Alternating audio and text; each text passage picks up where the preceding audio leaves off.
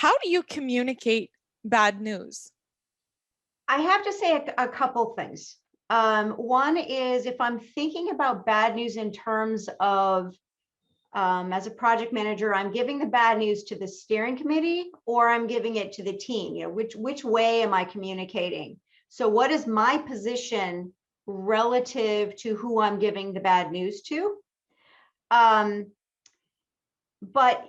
even within those two groups, first I want to make sure that it's not out of the blue, meaning even if the bad news is something that's brand new and just happened, if I've been communicating with my team, whether it's my steering committee or it's my project team, if I've been communicating all along, we've been talking, we have a good relationship, then no matter what bad news that I have, then the trust is there.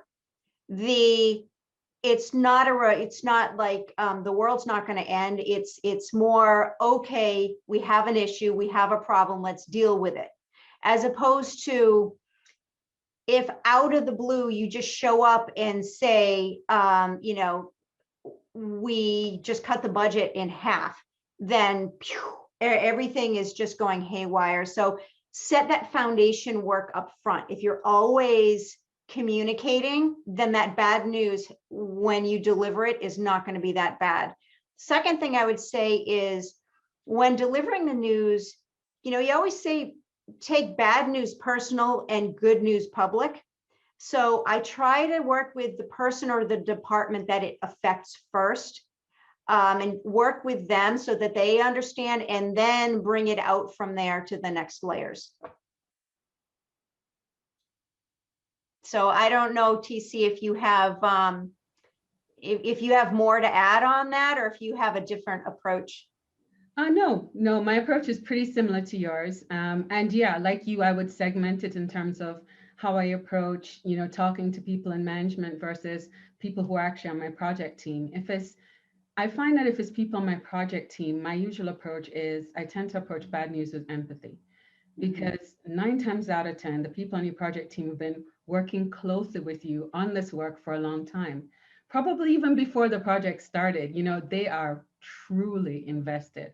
And so usually if it's bad news, yes, something like the budget or even the fact that, you know, there might be a key component that they see that's really important to their business or to carrying this work on, and it gets, you know, discarded or, you know, it just gets written out of the project completely.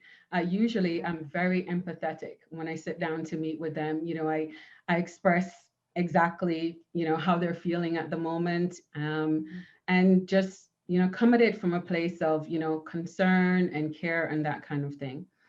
I find that when I'm talking to management in relation to bad news, totally agree with Amy when it comes to the fact that you would have been in constant communication. What I usually like to do is have a little back pocket remedy. I'm a little bit of a troubleshooter. I like to have answers, or at least parts of an answer at minimum, before I pose the question.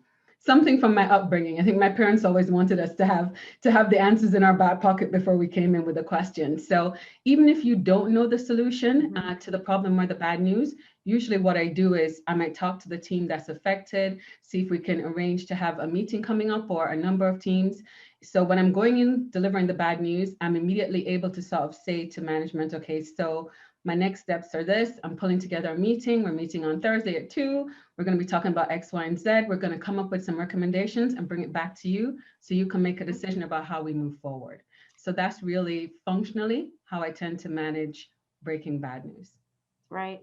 And I noticed that, you know, you were talking about basically mitigation strategies and options and next steps.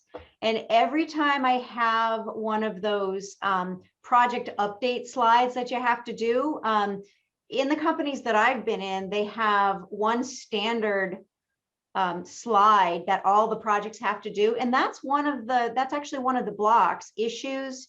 And within that block, it says, you know, what's the issue, what's the impact, mitigation strategies, next step, due date, who's involved. So all of those things are critical to when you are delivering that news to have thought about them. It's not you hear about something and you immediately go and rush to tell people all about it. It's taking a step back, thinking through, what does this really mean? And some of those, as TC was saying, you know, what are our next steps? Having something in your back pocket, thinking it through so you know exactly how to relay that information. It's not reactive, it's thoughtful.